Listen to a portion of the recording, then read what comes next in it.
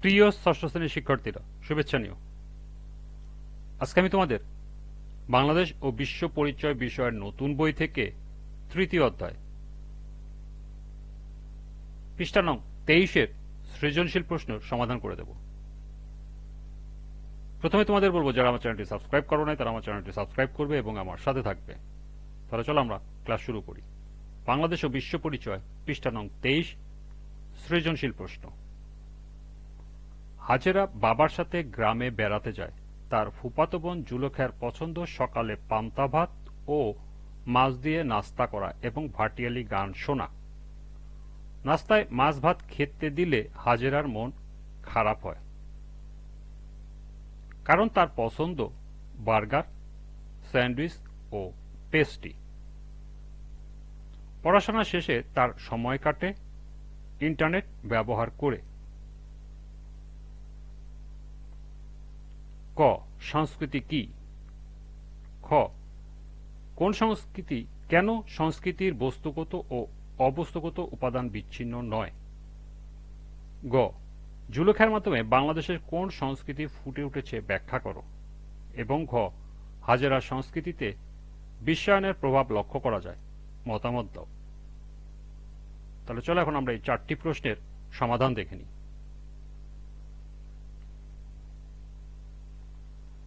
প্রথম প্রশ্ন ছিল সংস্কৃতি কি? মানুষের বিশ্বাস, আচার আচরণ এবং জ্ঞানের একটি সমন্বিত কাঠামোকে সংস্কৃতি বলা যায়। ব্যাপক অর্থে সংস্কৃতি হল কৃষ্টি। সংস্কৃতি বা কৃষ্টি হল সেই সামগ্রিক জটিল সামগ্রিক যাতে অন্তর্গত আছে জ্ঞান, বিশ্বাস, নৈতিকতা, শিল্প, আইন, রাজনীতি, আচার এবং সমাজের একজন সদস্য হিসাবে মানুষের দ্বারা অর্জিত অন্য যে কোনো সম্ভাব্য সামর্থ্য বা আভাস। এই প্রশ্নটা 1 নম্বরের জন্য তোমরা এতটুকুই দিতে পারো। আমি তোমাদের বোঝার সুবিধার্থে একটু ব্যাপকভাবে লিখেছি, অর্থাৎ প্রথম বাক্যটি দিলেই তোমাদের হয়ে যাবে। দ্বিতীয় প্রশ্ন ছিল কেন সংস্কৃতির বস্তুগত ও অবস্তুগত উপাদান বিচ্ছিন্ন নয়? সংস্কৃতির বস্তুগত ও অবস্তুগত উপাদান বিচ্ছিন্ন নয় কারণ এরা পরস্পরের ঘনিষ্ঠভাবে সম্পর্কযুক্ত ও পরস্পর নির্ভরশীল। সংস্কৃতির বস্তুগত উপাদান মানুষের তৈরি দৃশ্যমান ও ব্যবহারযোগ্য জিনিসপত্র, যেমন ঘরবাড়ি, পোশাক, আসবাবপত্র, যন্ত্রপাতি ইত্যাদি। আর সংস্কৃতির অবস্তুগত উপাদান হল মানুষের চিন্তাধারা, বিশ্বাস, মূল্যবোধ, রীতিনীতি, ভাষা, ধর্ম ও নৈতিকতা। অবস্তুগত সংস্কৃতির ধারণা, বিশ্বাস ও মূল্যবোধ থেকেই বস্তুগত সংস্কৃতির সৃষ্টি হয়। উদাহরণস্বরূপ মানুষের ধর্মীয় বিশ্বাস থেকে মসজিদ, মন্দির বা গির্জার মতো স্থাপনা বা বস্তুগত তৈরি হয়। অন্যদিকে বস্তুগত সংস্কৃতিও অবস্তুগত সংস্কৃতিকে প্রভাবিত করে, যেমন আধুনিক যোগাযোগ মাধ্যম ও প্রযুক্তির বিকাশ মানুষের চিন্তাভাবনা, জীবনধারা ও সামাজিক আচরণে পরিবর্তন এনেছে। অতএব বস্তুগত ও অবস্তুগত সংস্কৃতি একে অপরের পরিপূরক। একটির অস্তিত্ব ও বিকাশ অন্যটির উপর নির্ভরশীল বলেই তারা কখনোই বিচ্ছিন্ন নয়।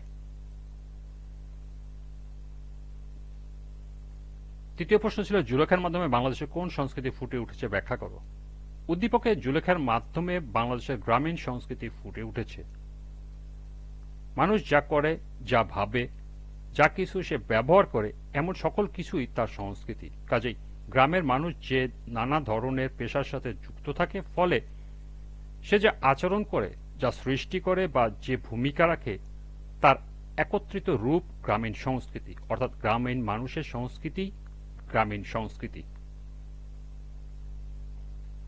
মাছে ভাতে বাঙালি হিসাবে আমার গ্রামের মানুষ সাধ্যমতো মাছ, ভাত, শাকসবজি, ডাল ইত্যাদি খায়। পান্তা ভাত ও মাছ দিয়ে নাস্তা করা দৈনন্দিন গ্রামীণ সংস্কৃতির একটি অংশ। বাংলা লোকসঙ্গীতের অন্যতম ধারা হচ্ছে ভাটিয়ালি গান। ভাটিয়ালি গান আবহমান গ্রাম বাংলার ঐতিহ্যবাহী গান। যেহেতু জুলেখা গ্রামীণ সংস্কৃতির মধ্যে বড় হয়েছে, সেজন্য তার পছন্দ সকালে পান্তা ভাত ও মাছ দিয়ে নাস্তা করা ও ভাটিয়ালি গান শোনা। শহরের সংস্কৃতি অনেক দিক থেকে গ্রামের চেয়ে কিছুটা পৃথক। সুতরাং বলা যায় গ্রামের মানুষের জীবন ধারণের সব ক্ষেত্রে গ্রামীণ সংস্কৃতির ছোঁয়া পাওয়া যায়, যা উদ্দীপককে জুলেখার মাধ্যমে ফুটে উঠেছে। সর্বশেষ প্রশ্ন ছিল, হাজিরা সংস্কৃতিতে বিশ্বায়নের প্রভাব লক্ষ্য করা যায়, মতামত দাও। হ্যাঁ, উদ্দীপকে হাজিরা সংস্কৃতিতে বিশ্বায়নের প্রভাব লক্ষ্য করা যায়। বিশ্বায়ন, যা আন্তর্জাতিক যোগাযোগ, ব্যবসা, প্রযুক্তি ও সংস্কৃতির আদান প্রদানকে বাড়িয়ে দেয়। আমাদের শহরের সংস্কৃতিতে সুস্পষ্ট বিশ্বায়নের প্রভাব পরিলক্ষিত হয়। বিশ্বায়নের ফলে বিদেশি সংস্কৃতি বাংলাদেশের সমাজে প্রবাহিত হয়েছে। এই প্রভাবটি বিশেষত সিনেমা, গান, খাদ্য এবং পোশাকের ক্ষেত্রে দৃশ্যমান। ইন্টারনেট ও মোবাইল প্রযুক্তির ব্যাপক প্রবৃদ্ধি হয়েছে। মানুষ এখন বিভিন্ন দেশের সংস্কৃতি, কৃষ্টি ও রীতিনীতির সাথে পরিচিত হচ্ছে। এর ফলে নতুন ধরনের মনোভাব ও ধারণার বিকাশ ঘটছে। বিশ্বায়নের ফলে খাদ্যাভ্যাসে পরিবর্তন এসেছে, বিদেশি খাবারের জনপ্রিয়তা বেড়েছে এবং এটি বাংলাদেশের খাদ্য সংস্কৃতিতে নতুন বৈচিত্র্য এনেছে। উদাহরণস্বরূপ ফাস্ট ফুড চেইন ও আন্তর্জাতিক রেস্তোরাঁগুলোর প্রবর্তন। শহরের সংস্কৃতির অনেক দিক থেকে গ্রামের থেকে কিছুটা পৃথক। শহরের মানুষ যার যার পেশা নিয়ে ব্যস্ত থাকে। চাকরি, শিক্ষকতা, ডাক্তারি, ব্যবসা, শিল্প প্রতিষ্ঠান পরিচালনা ইত্যাদি শহরের মানুষের পেশা। ভাত, মাছ, মাংস খেলেও শহরে মানুষ খাবারে কিছুটা ভিন্নতা রয়েছে। শহরের মানুষের অনেকেই ফাস্ট ফুডের দোকানে যায়। তাদের অনেকের কাছে স্যান্ডউইচ, বার্গার, পরোটা, মাংস ইত্যাদি প্রিয়। আর ইন্টারনেট ও মোবাইল প্রযুক্তির বিকাশের ফলে সবাই এই যোগাযোগের মাধ্যমে ঝুঁকে পড়েছে। সুতরাং বলা যায়, বিশ্বায়নের উক্ত প্রভাব উদ্দীপকে হাজিরা সংস্কৃতিতে ফুটে উঠেছে। হাজিরা সংস্কৃতিতে বিশ্বায়নের প্রভাব লক্ষ্য করা যায়। মতামতটি যথার্থ।